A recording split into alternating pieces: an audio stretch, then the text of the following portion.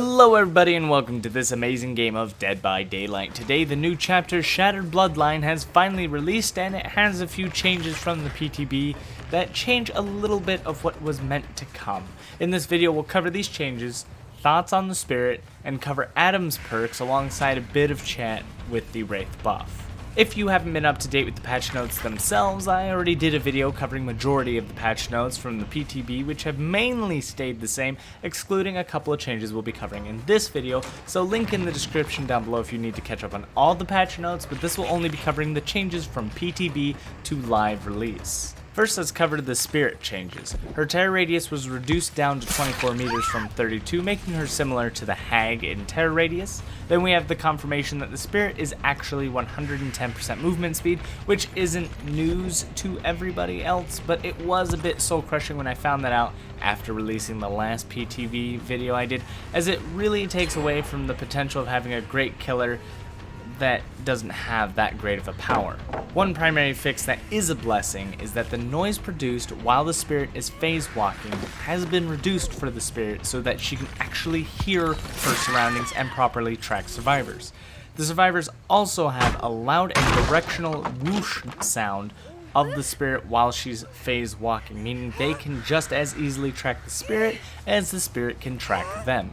Survivors won't hear this whooshing sound if they remain in the Husk's terror radius, which is the physical body left behind from the spirit. This makes it important that you, as spirit, maintain a terror radius to disguise your phase walking if you attempt to mind game at pallets or in close quarters, or if you're just trying to sneak up on them and don't want your terror radius to be their notification. They'll instead hear a very loud whooshing behind the walls or pallets. With the prior fixes, they also fixed the blood trails for survivors while the spirit is phase walking, as she was never intended to be able to see them during the phase walk. You'll need that spiffy add-on in order to track their blood if you want to do so. It's an ultra rare.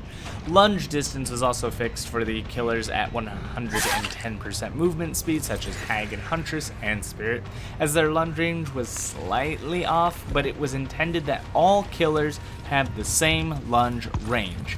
This does not mean for Myers tier 3, as his buff is specifically to increase his range, and it might not apply to Nurse, as they have kind of altered her lunge, but I'm not sure if she has the same lunge outside of the movement speed. I'll have to test that, but it is intended that the average killer, so most of them but 2 and even the one that has an altered one, Myers, it's because of his power. It specifically states it, but killers have the same range speed. That's the point. Moving on. Majority of the changes were listed before in a post from Behavior, allowing us to know of the upcoming changes before the actual release.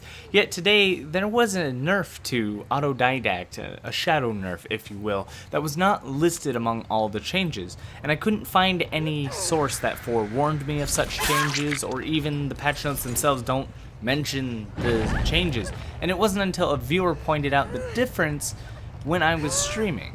Autodidact has had its power nerfed by a solid 30%. It now begins with a negative 25% penalty and provides a positive 15% per token. At max tokens, at tier 3 Autodidact, will only provide a 50% bonus instead of the prior 80%. This takes a perk with massive potential down quite a bit. Originally, it was a late game perk that required you to sacrifice a little bit of time in order to build up for a strong heal at the late game. The heal now comes with a massive slowdown at the start, heavily removing your ability to help others, as it can mean the difference of saving downed allies while others may be suffering their way to the hook. Autodidact isn't useless, but it definitely fell from its meta potential to just another option that is similar to the power of Botany. It's a perk that can be used at a risk, but does not provide as strong of a reward as something like Will Make It or Self-Care. Instead, Botany is more consistent, while Autodidact requires you to have had the luck to have 5 skill checks, and then you get your powerful heal, and that only applies to healing to others, and there's just problems left and right with it being such a heavy penalty at the start. So one other change that was not in the PTB that you might have noticed in some other videos is that the Spirit and Adam had very similar voices to the Nurse and David Tapp. Those were just stand-ins. Now they actually do have their own voices. So now on to Killer herself, the Spirit. It is a question too often asked, what do I think of the Spirit? And I even got to talk to Matthew, the game director, in my stream in regards to the Spirit and her power.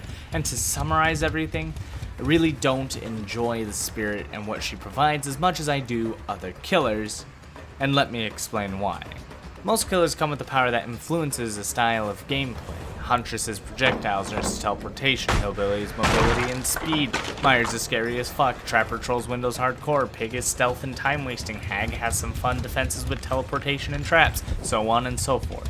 When playing as the Spirit though, she's designed to play with mind games. Her power is literally to create a mind game. This is where I begin to dislike the Spirit, since mind games come at a cost to the killer most of the time. More often than not, survivors hold the key to victory as they have the ability to see in third person. This view gives them all the information needed to win mind games majority of the time. Unfortunately, this is the case with Spirit 2. In order for the Spirit to use her power, she loses something in return, and this would be the ability to see survivors. In exchange for this, she moves slightly faster and invisibly. I'd say you could use it for a stealthy approach on survivors, but the issue is that the survivors can hear you and even see you to an extent. I'm not sure if it was intended, but it seems the sound effect for phase walking was drastically increased for the survivors as well.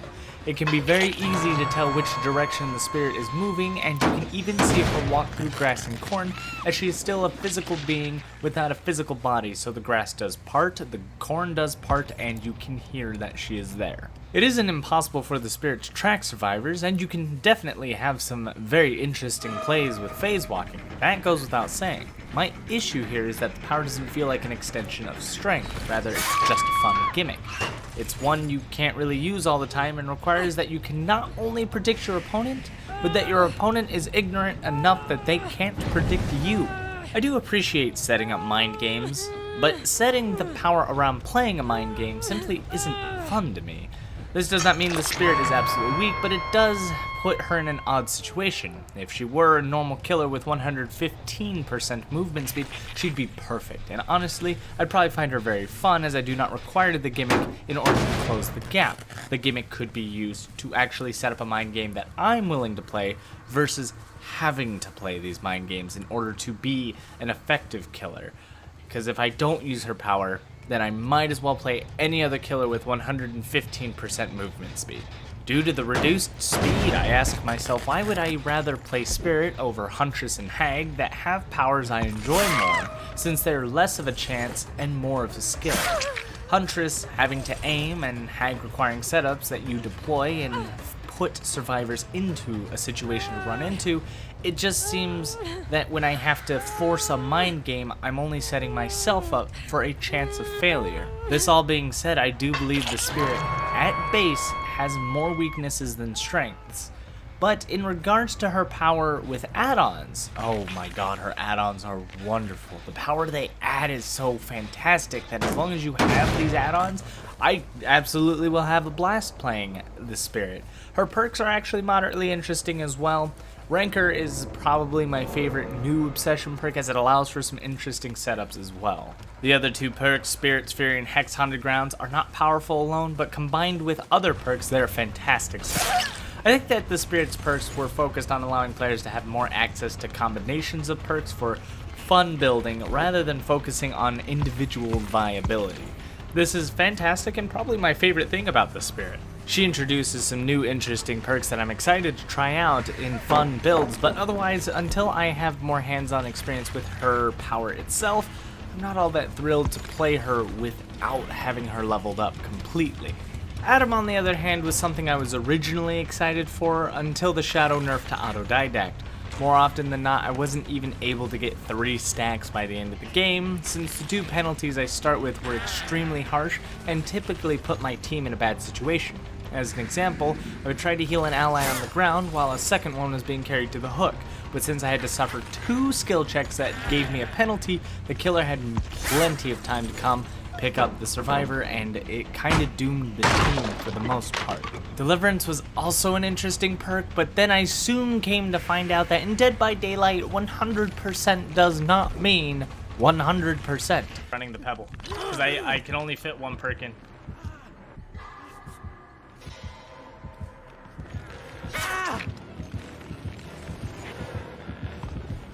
Good job. Safe hook rescue! Don't save me! I must die!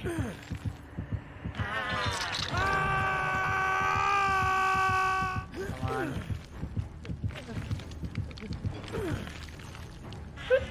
Oh, wait, what? Jump off! Deliverance isn't working! Deliverance is bugged! What? Deliverance actually doesn't work all the time, even if you have everything set up.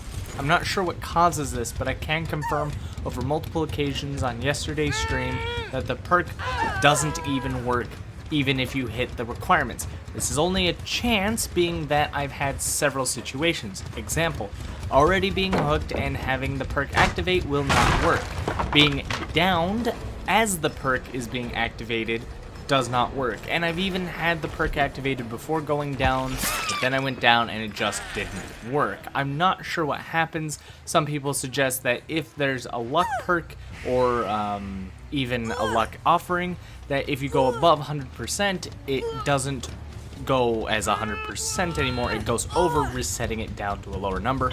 It's all speculation, no evidence to it, but that's the idea that was given to me, and I think that might be true.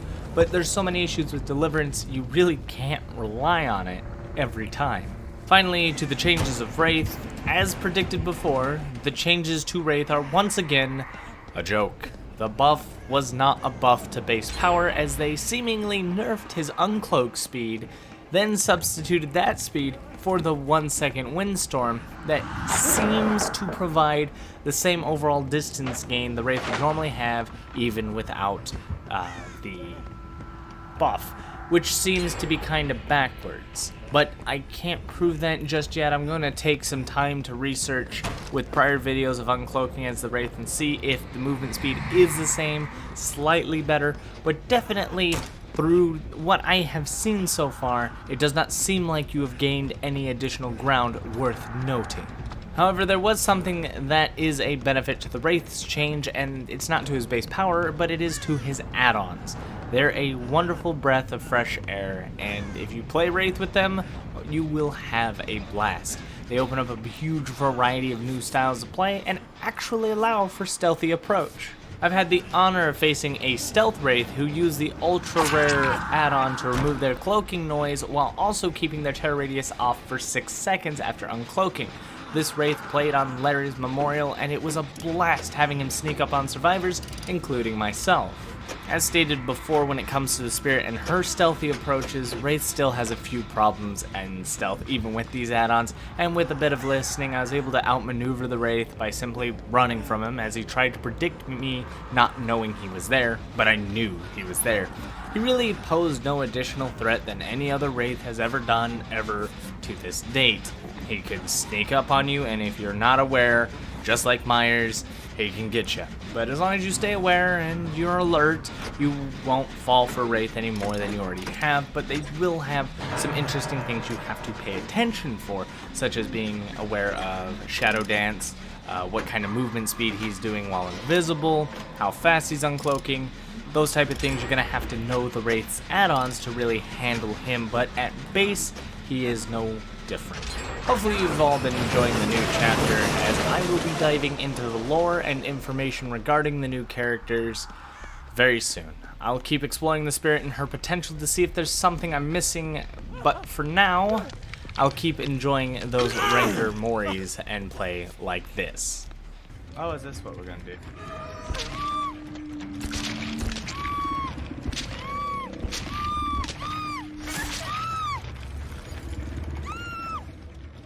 Oh shit!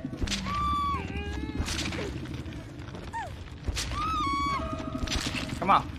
Get that last shinny. Get it. Do it. Get the last generator.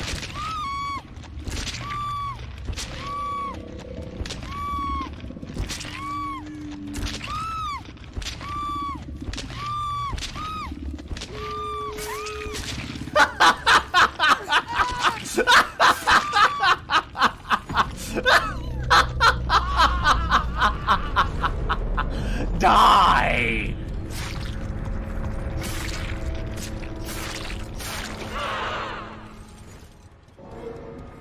Oh shit, bitch, let's go! Thank you everybody for watching. If you want to see the new top 5 worst killer perks list, subscribe and hit that notification bell so you know when that video is released. Let me know in the comments down below what you think of both the Spirit and Adam's perks, and as always, good game.